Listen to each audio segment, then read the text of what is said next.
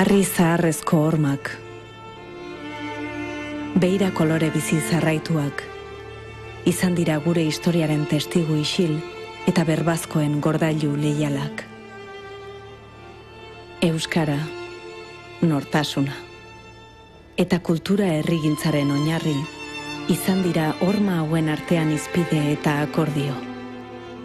Eta Araba, Bizkaia, Gipuzkoa eta Nafarroako erakunde gorenen lankidetzarako giltzarri. Eusko ikaskuntza sustatu genuen lehenbizi. Eta ondoren, honen eskutik, akademia. Euskaltzaindia. Ez genuen orduan sokarik eten. Zinez indartu genuen, ari berekoak baikara bederen. Izan bedi euskal herri baten ametsura. Irakasgai, ondorengoentzat ere.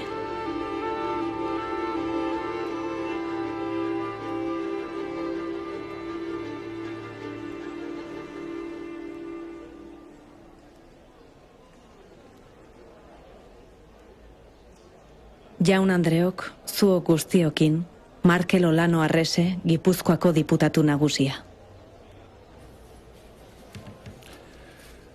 Eusko Jaurlaritzako lehendakari jauna, Euskal Hirigun Elkargoko presidentea, Euskaltzainburu jauna, gainerako herri agintariak, lagunak, ongi etorri Gipuzkoako Foru Aldundiaren izenean, Euskaltzaindiaren mendeurrena ospatzeko ekitaldi honetara. Ohorez eta atsegin handiz egiten dizuet ongi etorria Foru Aldundiaren jauregira. Etxe honetan itxuratu zen, baita lehenengoz elgarretaratu ere, orain dela 100 urte Euskararen Akademia. Ari batek lotzen gaitu beraz Euskaltzaindiarekin. 100 urteko ez hain ari mehe batek, baizik esango nuke, soka ezin sendoago batek. Arrotasunez, bezala erantzukizunez ere, betetzen gaituen sokak. Ekitaldi honetan, Gipuzkoako Foru Aldundiaren ordezkaritza nirean hartzen dudanez, izen propio bat gogoan izan nahi nuke. Euskaltzaindia sortzeko ekimenetan lan arduratsu eta zentzuz betea egindako Julian Elorza Aizpuru Azpeitiarra. Gipuzkoako Aldundiak buru izan zuelarik 1919-tik 1924 Euskal Akademiaren sustatzaile eta eragile nagusietako bat izan zela aldarrikatu nahi dut zuen aurrean. Gaurko egunez, jauregi honetan eratu zen Euskal Akademia. Handik 2 egunera egin zen Euskaltzaindiaren lehen bilkura akademikoa, azkue buruzela. Harro gaude Gipuzkoar guztiok, gure foru erakundeek Euskal Akademiarekin hastapenetik izan duten loturaz. Gizalegezkoa da, aitortzea beraz, gaur Elorza jaunak egindako lan sakona. Aintzatespen hori helarazi nahi dizuet baita ere, iraganeko naiz gaur egungo euskaltzainei. Mende beteko historian, akademiatik euskararen aldeko lan isil bezain eskerga egin duzuen guzti-guztioi. Gure erakunde akademikoaren sorrerako haziak uzta ezin oparoagoa ekarri du 100 urte hauetan. Euskararekiko atxikimendua, euskara ikertu eta normalizatzeko grina, euskara arnaz berritzeko langintza, hizkeraketz eta gizarteketz euskara aiolaz landu eta jagoten zain egotea, Euskaltzaindiaren lehenengo arautegian hitz agertzen den moduan. Ikusmolde kultura zabal batekin daude loturik printzipio horiek, ideologiaz edo jokabide politikoez gaindi dagoen ikusmolde batekin alegia. Euskara guztion ondarea da. Lehia politikoaz kanpo utzi beharrekoa. Horixe da akademiaren sortzaileek egin zutena. Euskaltzaindiaren sorrerak ematen digun lehen garrantzizko irakaspena. Bigarren irakaspena, Euskaltzaindiaren ibilbideak eratzen du. Joan den 100 urteetan egindako bidearen mugarri nagusiak argitzen dute. Bereziki, euskara batuak. Ez bakarrik hizkuntza eredu estandar jaso bat ekarri zuelako, baizik horrekin batera, kontzientzia berri bat zabaldu zuelako euskararen herrietara. Guk adiera kultural argi batez Euskal Herri deitzen dugun horretara.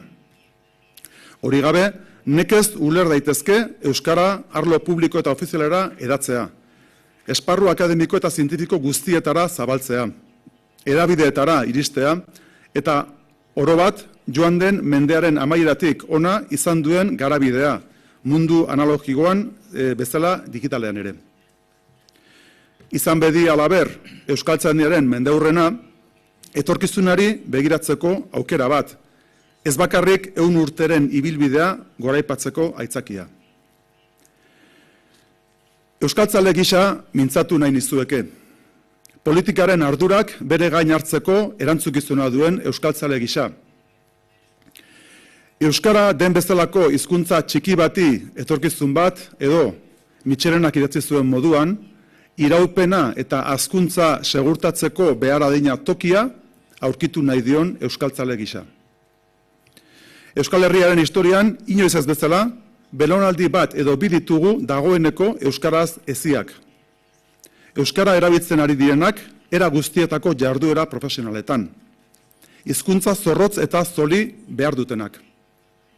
Akademiak eginkizun nagusi bat du esparru horretan.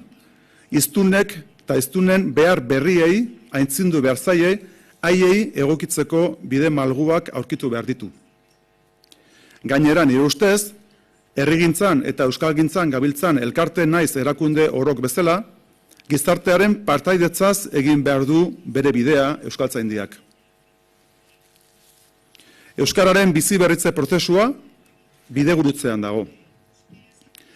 Bultzada berri bat emateko unea da, gizartearen eta herri erakundeon kemena arrasto beretik bideratzeko garaia da.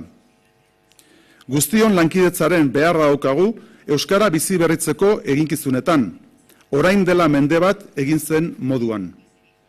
Euskaltzaindiak zeregin garrantzizko bat bete dezake, euskara eta bereziki euskararen korpusa bera bizi berritzeko adostasun soziala zabaldu, indartu eta sendotzeko. Berritzaile izateko, arriskuak hartzeko eskatu nahi nioke akademiari, ausarki jokatzeko, gizartearen ondo-ondoan egonez. Egungo mundua, euskal gizartea bera, eraldatzen ari dira abiadura guztiz azkar batean.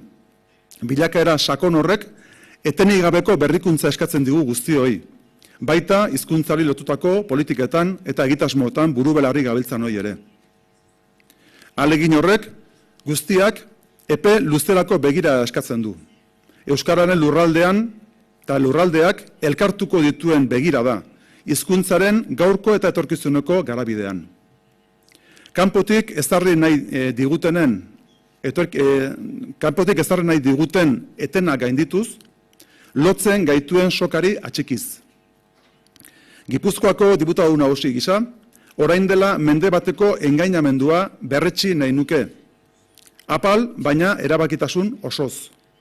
Engainamendua euskaltzaindiarekin, euskararen biziberritzearekin eta euskararen lurraldeetako erakundeekin. Amaitzera noa. Euskaltzaindiaren goiburua ekarri nahi nuke ekitaldi honetara. Euskara biziberritzeko eta biziberritzearen aldeko ikuspegia gidatzeko ezin hobea baita nire ustez. Jorratu ditzagun aukera berriak, ausartu gaitezen euskararentzat bide berriak bilatzen. Saiatu gaitezen batera lan egiten, akademia, herri erakundeak eta gizarte eragileak. Bilatu ditzagun guztion artean, adostasun zabal bat, iraun dezagun soka horri elkar loturik, etxigabe. Labur esan da, ekin eta jarrai. Eskerrik asko.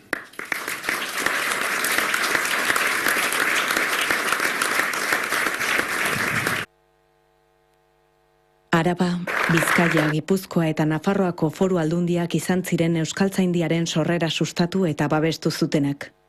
Garaian garaiko Euskal Herriaren erakunde gorenak.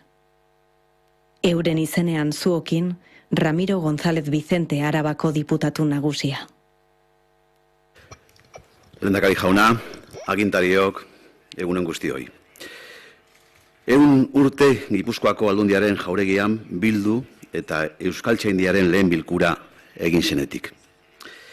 Mendiarrona dagoeneko Euskara deituriko landarrean lanabes egokiak eskainita lurzatia hortu bilakatu eta etekin guztia ataretzako hildo aproposenak eskaintzen aritu izan saretelarik. Bolada ez da errazak. Urte oparoak. Garai latzak. Euskarak 100 urtez. Asko ikusi eta ikasitako hizkuntza izan da, zalantzarik gabe. Hala ere, Euskaltzaindia hortxe izan da. Bihotz ematen. Euskarak etorkizunari beldurrik izan ez diezaion. Oparatu zenerako bidea jorratzen. Euskara babestu eta sustatzea helburu izan da. Pausu txikienei ere etekina ateratzen jakindu akademiak. Euskara zaindu eta Euskara hartatzearen apustu eztabaida ezina da Euskaltzaindiarena. Euskara hizkuntza bateragarria, moldagarria eta bizia da. Euskarak oztopoak gainditzeko lanean elkarrekin jardutea bezalarik ez dagoela ikasi du. Horregatik, Euskarak orain arte egindako lanari erreparatuta Euskaltzaindiaren lan eskerga aitortzen jakin du. Euskarak Euskaltzaindiari asko eskertu behar badio ere. Euskaltzaindiak are gehiago zor dio gure hizkuntzari. 100 urte luzetako ibilbidean arnasa eman baitio. Elkarlana, elkar ulertzea, elkarrenganako errespetua eta hasten jarraitzeko asmo duda ezinei dira guzti horren oinarri. Eta hemendik aurrerako bidean ere hala izaten jarraituko du. Euskaltzain, euskal urgazle, euskaltzale. Akademiaren mendeurrena hausnarketarako momentua besterik izan ez dadila. Eta elkarri eskua emanda beste 100 urte betetzeko pres izan gaitezela. Euskara gure ondasunik handiena izaten jarrai desan. Berau ulertu, balioetsi, berreskuratu eta gordetzen segi desagunerako. Ekin diezaiogun, zorionak.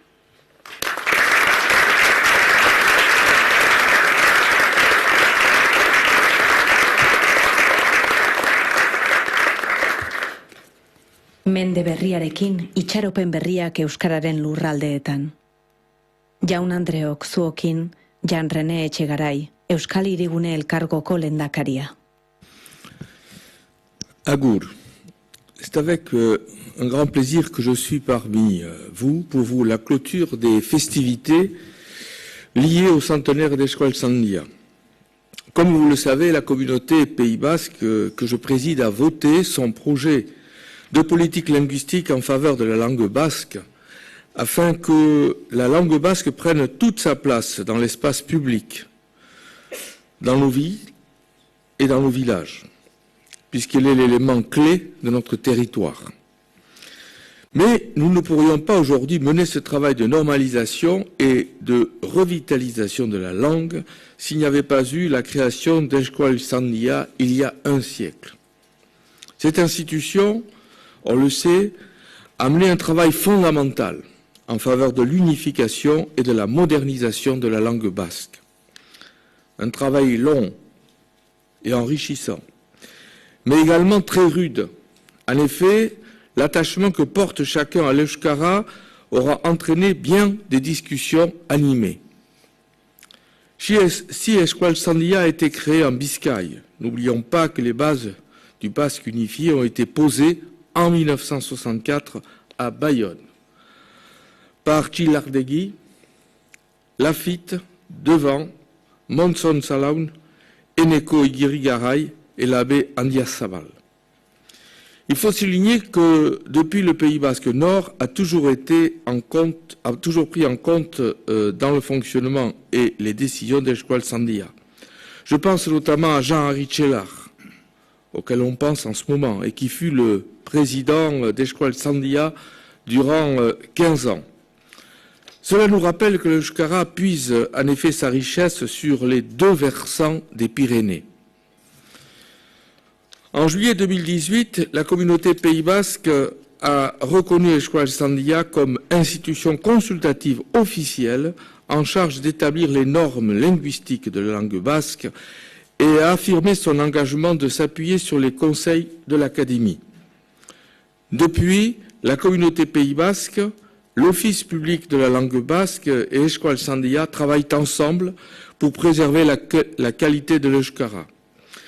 Je profite également de l'occasion pour évoquer la collaboration réalisée dans le cadre de l'adressage. En effet, nous devons accompagner environ 120 communes sur les 158 que compose notre communauté dans la normalisation de leur toponymie. Je souhaite remercier Euskaltzaindia pour ce travail et ce partenariat de qualité. Nous souhaitons continuer dans cette lignée dans les mois qui viennent. Zorionak Euskaltzaindiari eta luzaz iraun beza. Eskerrik asko.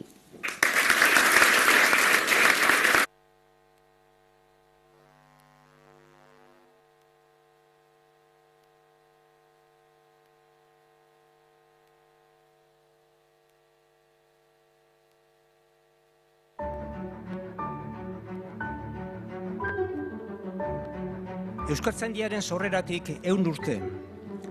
Eta Arantzazuko biltzaretik 50 igaro direnean, Euskaltzaindiak honako adierazpen hau aurkeztu nahi dio euskal gizarteari. Euskara batuaren inguruan, eragile publiko zein pribatuek berresteko eta azpimarratzeko euskara batuaren garrantzia. Arantzazutik mundu zabalera.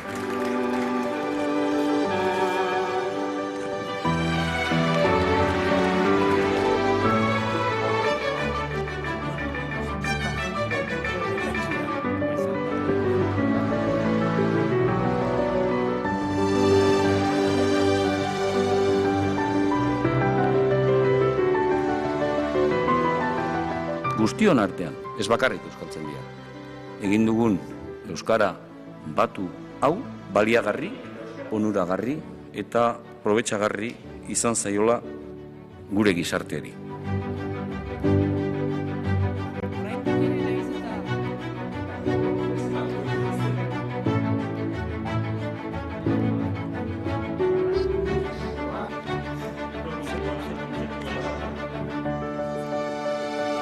Argi agertzen da menderdi geroago, euskara batuaren ideia, estandarizazioaren bidea, onarpen sozial, zabala eta zibila lortu duela.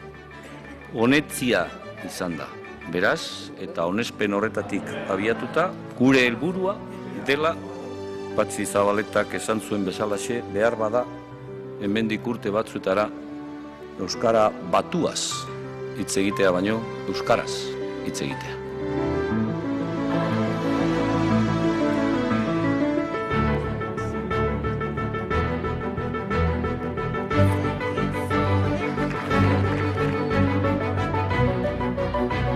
Zango nuke orain arte egindakoari buruz. Eta jarraian egin behar dugunari buruz, titulurik laburrena eta esanguratsuena dela obrak mintzo.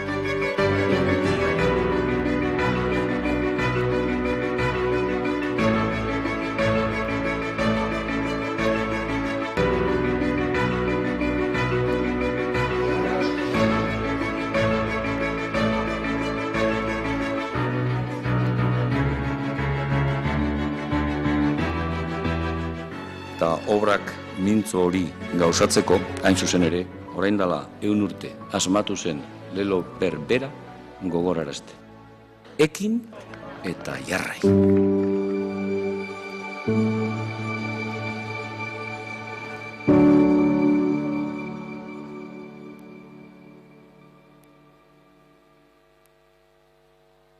Jaun Andreok, zuok guztiokin, Andres Urrutia Badiola, Euskaltzainburua. Egunon guztioi, lehendakari jauna, Euskal Hirigune Elkargoko lehendakaria, Gipuzkoako aldun nagusia, Arabako aldun nagusia, Bizkaiko eta Nafarroko ordezkariak, gainerako agintariak, amigos de la Real Academia Española, amigos de la Real Academia Gallega, amics de la secció filològica de l'Institut d'Estudis Catalans, bestelako erakundeak eta elkarten ordezkariak, alderdi politiko, elkarte, bestelako entitate komunikabide, entitate kulturalen ordezkariak, jaun-andreok, euskaltzainkideok, egunon. Lehenengo hitzak eskerrak emateko ditut.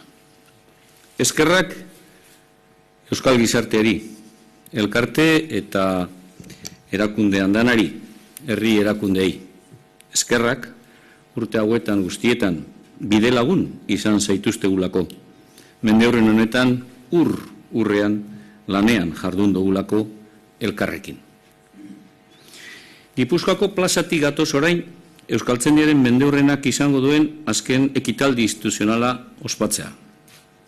Sokadantzaren bitartez, denak soka berekoa garela irudikatu dugu. Euskarak, bakotxearen jatorri eta pentsamoldea gora bera, euskara bera bilbatzen gaituelako. Euskara guztiontzat eta guztiona dela ditzera eman nahi dugulako. 100 urte egin ditu Euskararen Akademiak. 100 urte euskararen historia euskal gizartearekin eta jendearekin batera egiten. Horrexeetik, gogoan hartu behar ditu euskaltzaindiak lehendaurrez eta hasteko, euskaltzaindia bera 100 urtetan osatu duten guztiak. Euskaltzain oso, ohorezko, emeritu, urgazle, batzordekide, langile eta akademiaren lanetan parte hartu eta lagundu duten guztiak. Horiek gabe ezinezkoa izango baitzen akademiaren jarduna. Biografia desberdinekoak izanik ere, guztion artean egin zuten, guztion artean egiten dugu, eta seguru nago, guztion artean baino etorkizunean datozenen artean ere egingo duzue, iraganeko, oraingo eta geroko euskaltzaindia. Euskaltzaindia bera gu guztiok, euskal hiztun elkartea osatzen dugun guztiok osatzen baitugu, norbaitek osatzekotan. 1918-1919 urte bitarte horretan, Oñatiko Kongresutik etorri eta Eusko Ikaskuntzaren laguntzarekin sorturiko akademiak, egun, euskararentzako erakunde aholku emaile ofiziala denak, historian zehar, zinezko komunitate zientifiko eta akademikoa lortu eta ondu du, eta bere egitekoa gizartearen zerbitzuan jarri du. 100 urte geroago, euskaltzaindia zuen aurrera dator. Gizartearen aurrera dator. Bestea beste, hasierako ura, ekin eta jarrai, beste batekin elkartuz. 100 urte edo 100 urtez euskara ehuntzen. Hori egin duelako euskaltzaindiak azken 100 urte hauetan. Euskara ehundu, euskara bilbatu, euskara egituratu. Euskara instituzionalizatu egin dugu eta gizarteari zerbitzua eman diogu. 100 urte bete ditugu jarraitutasunez eta Euskal Herri osoan presente egoten, eguneroko lanean etenik gabe. Tenore bateko eta besteko gobernuak eta erregimen politikoak ezagutu ditugu. Euskararen aldekotasunak eta kontrakoak eta aurrera egin dugu beti. Euskal hiztunen elkartea aldesten, bultzatzen, aurrera eramaten. Hori baita gure zeregina, auspoa, bihotza eta kemenaren arrazoia. Hasierako ura 2 arlotan mamitu zuten orduko euskaltzainek, Iker eta Jagon Sailetan. Euskara ikertzen du eta ikertuko du euskaltzaindiak, euskara jagotearekin batera. 100 urtetan, hainbat aldi igaro ditu euskarak, batera eta bestera, garai zailak, gaitzak, gozoagoak. Baina guztietan egon da zutik euskaltzaindia. Euskara jomuga bakarra duela eta gure hizkuntzari emana. La institución que hace 100 años impulsaron las diputaciones forales de Álava, Vizcaya, Guipúzcoa y Navarra para el cultivo y la promoción del euskera es hoy una realidad ya centenaria. Agradecer la presencia de aquellos que fundaron, de aquellas instituciones que fundaron la Academia, es de justicia, como lo es también el agradecer la presencia del Gobierno vasco, del Gobierno de Navarra, del Gobierno español y de la Comunidad del País Vasco, Euskal Hirigune Elkartea, simbolizando de esta manera el reconocimiento institucional a Euskaltzaindia, Real Academia de la Lengua Vasca, por parte de los poderes públicos de todos los territorios del euskera. Euskaltzaindia es, desde su creación hace un siglo, transfronteriza y plural, porque nuestra lengua, el euskera, es también transfronteriza y engloba una comunidad de hablantes también plural, una comunidad de hablantes dispersa por todo el mundo. Por ello quiero aprovechar este momento para lanzar un mensaje de cercanía, afecto y reconocimiento a la diáspora vasca con la que esta semana hemos tenido ocasión de compartir un homenaje. A esa red de personas, familias e instituciones dispersas por todo el mundo que han sido y son nuestros mejores representantes y que han trabajado denodadamente para transmitir, promocionar y difundir nuestra lengua y nuestra cultura. Euskararen batasuna lortzeko aitzindaritza hartu zuen Euskaltzaindiak eta hainbat euskal eragileekin batera Euskara batuaren gorpuztea bideratu du eta egun ere bideratzen du. Orobat, Euskaltzaindiaren oinarrian daude bestelako realitateak, garai zail eta ilunetan sortu zituenak eta gerora berezko izaera eskuratu eta erdietzi dutenak, bertsolari txapelketak, AEK, Euskal Idazlen Elkartea, itzultzaileak, euskarazko tituluak, uzei, ikastolak, euskarazko argitalpenak, literatura eta ikerketa lehiaketak, hiztegiak eta abar. Hasiera emanez geroztik, euskararen eta euskal kulturaren garapenerako erabakargarri gertatu eta euskalgintzan errotu egin direnak. Horrela sortu da euskalgintza modernaren azpiegitura eta hortxe egonda eta egongo da beti Euskararen Akademia. Mendeurren honek, alabaina, beste baterako bidea jorratzen eta irekitzen du. Mendeurren honetatik aurrera nahitaez, Euskaltzaindiaren lanak, Euskaltzaindiaren egitekoak, bestelako eite eta ezaugarriak izango baitituzte. Izatez, guk bete-betean egon eta bizi nahi dugu 21. mendean. Eta esango nuke, azken 14 urtetan egin ditugun aldaketak eta aleginak norabide horretan doazela. Uste dugu aldaketa horiek nabaritzen ari direla eta ondoko urtetan are gehiago nabarituko direla. Beste hau beste, mendeurrena hori guztia erakusteko baliatu nahi izan dugu. Badakigu zein diren gure ongaitzak. Badakigu zein diren gure betekizunak. Euskal gizartearen behar izanei behar bezala erantzuteko asmoz, Euskaltzaindiaren zerbitzu bokazioa aspaldikoa da, baina askartu eta indartu egin behar dugu. Eta ez dira hoiek berba hutzalak. Sare sozialetan gaude, Euskaltzaindiaren hiztegia digitalizatu egin dugu, aldian aldiko aldaketak sarera igotzen ditugu 6 hilabetero, euskarazko korpus linguistikoetan aitzindari izan ginen, eta azken urteetan egin ditugun liburuak euskarri digitalen atera ditugu eta guztion eskura jarri ditugu. Mendeurrenaren kariaz webgune berria dugu erabiltzaileen mesedetan. Euskal Herriko gizarte eragile eta erakunde ofizialekin etengabeko harremanak ditugu. Beraiekin edozen bat egitasmo antolatu eta partekatu ditugula. Gure egoitzen ateak zabaldu ditugu. Jardunaldiak, musika emanaldiak eta bizitak gidatuak eskainiz publiko zabalarentzat, euskalgintzako eragile eta elkartei harrera eginez, horiek ere erabilditzaten. Jakitun gara, aldaketa bide horrek geldiunerik gabekoa dela eta behar duela izan, eta horretarako prestatzen ari gara etorkizunari zo. Baina batez ere Euskaltzaindiak mendeurrena baliatu nahi izan du euskararekin, euskal kulturarekin eta euskal gizarte osoarekin duen konpromisoa berriztatzeko. Eta bide batez, dei zabala egiten dio euskal gizarte osoari, hain justu, aldi berriari, 21. mende korapilatsu, baina itxaropentsu honi, ilusio berrituarekin ekiteko deia. Deno baikara ezinbestekoak, euskara indartu eta normalizatuko badugu. Este centenario nos sirve, por tanto, para renovar nuestro compromiso con la sociedad y nuestra ilusión por seguir trabajando por y para el euskera, con quienes desde el ámbito público y privado laboran en el día a día para garantizar el futuro de nuestra lengua. Gracias a todas y a todos. Y una invitación. Invitación a continuar juntos nuestro trabajo por la lengua vasca, como elemento significativo del acervo cultural que nos une, símbolo de nuestro ser e instrumento de cohesión social.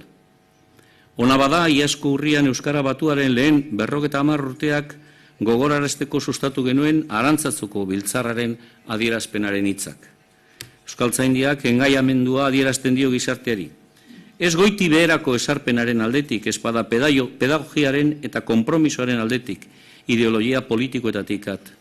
Koordinazio lanaren bidez gauzatuko du Euskara Batuaren sustapena eta bultzada. Koordinazio horretan ari dira Euskaltzaindia, Euskalgintza, gizarte eragileak, herri aginteak eta gainerako erakundeak. Eta eginkizun horretan aintzat hartu behar dira Euskara Batuaren inguruko orain arteko erabakiak, Euskara estandar baten nondik norakoak. Izatez, aurrerantzean ere eman beharko dira pausoak Euskara Batuaren alorrean, Euskalgintzarekin batera. Hizkuntza zerbait bizia baita, etengabe aldatzen ari dena, gizarteak izan ditzaken premiei egokitzeko asmotan. Hitz batez esateko, Euskaltzaindiak zerbitzua eman behar dio gizarteari, eta Euskaldunengandik jasotzen duena Euskalduni itzuli, beraien onura eta erabilerarako. Debemos prestar ayuda al uso social del euskera. Y es evidente que debemos facilitar el camino hacia ello, porque hoy en día está cada vez más extendida la presencia del euskera en todos los territorios de Euskal Herria. En ello también debemos aunar los cometidos tradicionales de Euskaltzaindia, es decir, la investigación y el fomento del euskera mediante las secciones de investigación Iker y tutelar Yagon, tal como lo establecieron los fundadores de la Academia y como lo ha hecho la Academia a lo largo de toda su historia. On trouve dans les travaux de Euskaltzaindia des exemples très nombreux sur cette double implication. Et aujourd'hui, nous devons mener ces travaux en collaboration avec les acteurs publics et privés de la politique linguistique pour construire une politique linguistique solide autour de la langue basque. Euskaltzaindiak euskararen alorreko eta oro har euskal kulturaren eta bestelako alorreko gizarte eragileekin batera jardun nahi du eta jardun behar du. Ahalik eta modurik zabalenean. Horretan jarriko ditu indarrak hurrengo urteetan. Hartara, zuen aurrean gaude gaur, mendeurrena ixtera goazenean, eta horretarako gaude 1 urte geroago Gipuzkoako Foru Aldundiaren jauregian. Duela 1 urte, Euskaltzaindiaren lehen osoko bilkura egin zen leku eta aldi beretsuan. Zuen aurrera gatoz gure lanarekin, gure eginak, egiteak eta eginkizunak gizartearen eskura jartzera. Joan den urteko irailean izan genuen mendeurren hasierako lehen ekitaldia Baionako herrikotxean.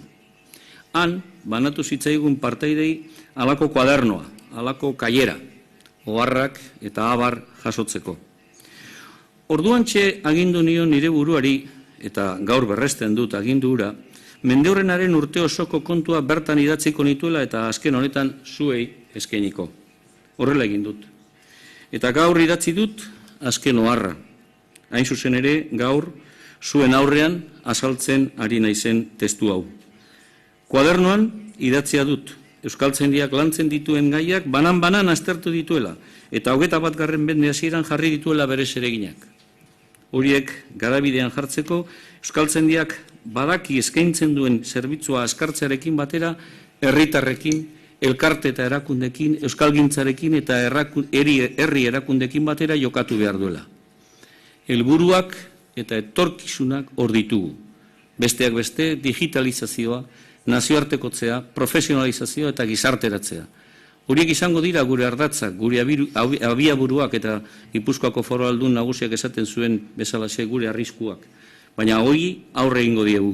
Eta horietan, Euskaltzaindia zuen zerbitzura dagoenez gero, zuen laguntza eta kolaborazioa beharrezkoa ditugu. Vocación de servicio, digitalización, internacionalización, profesionalización, socialización, no son palabras huecas para nosotros. Son los ejes de nuestro trabajo durante los próximos años. Euskaltzaindiaren historia, eta maitzera noa, Bilboko Ribera kaleko 6. zenbakiko egoitza zaharrean, euskararentzako garai ilunetan ere, atean beti egon zen euskarazko rotulu hau. Deitu gabe sartu. Ez sartu deitu gabe, Deitu gabe sartu. Euskararentzako garai zailenetan, Euskaltzaindiak beti izan zituen bere ateak zabalik euskararentzako. euskal kulturarentzako, eta gure ardaz diren hiztunentzat, eta gaur ere, ateak zabal-zabalik ditu euskaltzaindiak. Duela 100 urte bezalaxe, jakitun da 21. mendeko euskakizunak era askotakoak direla, eta lanabes berriak behar direla aurrera joateko, euskara bultzatzen jarraitzeko. Horien bila, horien peskizan goaz. Ekin eta jarrai izan da hasieratik gure leloa, guztion leloa. Etorkizunean ere, hala izaten segituko duena, eraberritua eta mamitua euskararen aitzinamendua ahalbidetzeko. Ona berriz gaurko ekitaldiaren leloa, denok soka berekoa gara. Ona azkenik ere gure historiaren laburpena, obrak mintzo 100 urtez euskara ehuntzen. Atxiki dezagun euskara. Arian, egunero idatzi dezagun gure etorkizuna elkarrekin. Lagunok, herritarrok, 100 urte igaro dira. Euskaltzaindian bide lagun zaituztegula mende berri bati hasiera eman diogu jada. Mila esker.